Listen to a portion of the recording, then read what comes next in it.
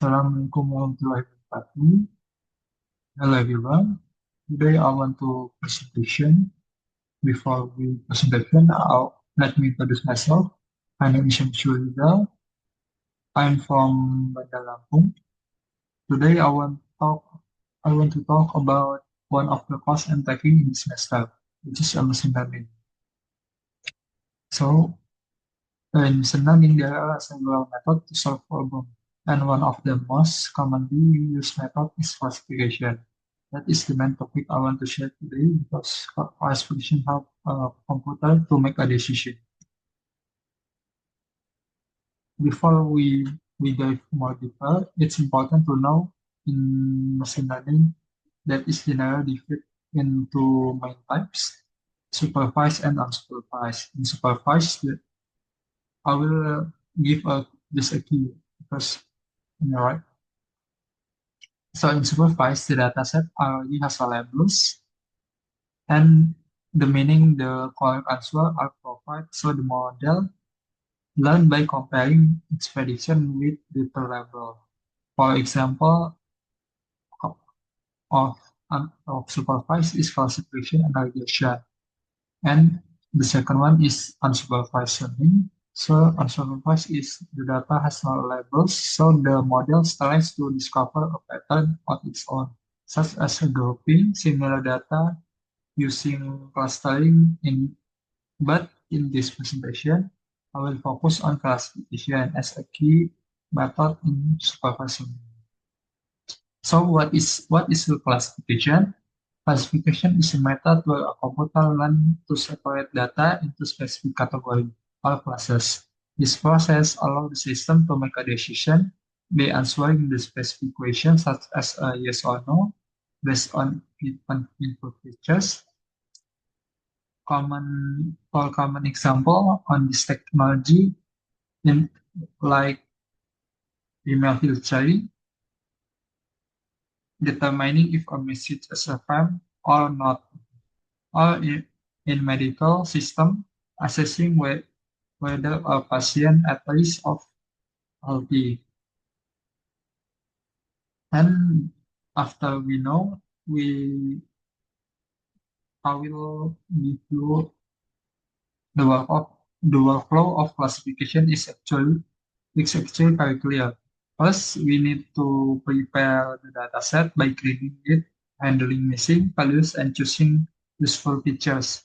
Then we split the data into a training set to teach the model and a testing set to check if it's truly learned, not just memorized.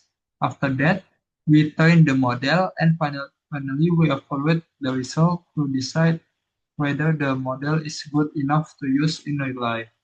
You can think if it like you studying for an exam, you learn from practice question, then you take test to see your real performance. And there is several popular methods like logistic regression, decision tree, random forest, KNN, SVM, and more again. So in logistic, it's a simple and common for choice binary problems. Decision tree are understand because they work like if then rules, and random forest combine many decision tree. Naive Bayes make the decision based on the cost. Naive Bayes is fast and work very well for text, but not good for big data. And KNN make decision based on the closest example, which is simple but can be solved for the large data set. And the last is SVM is strong when classes are clearly separated and the dataset is not too large. Even though they work differently, the goal is always the same. Is predict is to predict the correct class based on input data. To know the model is totally reliable, we evaluate using metrics like accuracy, precision, recall, and accuracy. Some how many prediction are correct overall, but it's not always enough, especially when the data is imbalanced.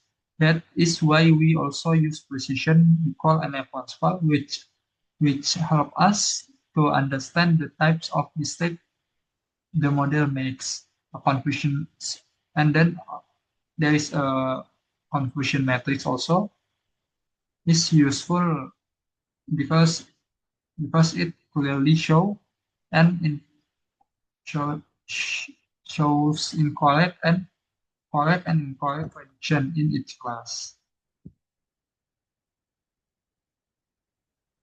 So and then another key in classification is feature selection and data visualization. The model cannot learn from data raw unless we convert it into meaningful features. For text, we can turn word into numbers using technique like OCBEC or type PDF. For sensor data, we use numerical values as such as a temperature or pH. If we choose the right features, the model learns faster and becomes more accurate. But if the features are noisy or irrelevant, even a strong algorithm can produce poor result. Finally, uh, classification is used widely in real-world application. In healthcare, it can help predict disease risk, and in finance, it can predict health fraud, and in technology, it supports recommendation system and content filtering. Now, the main message is that there is no a single best algorithm for every case.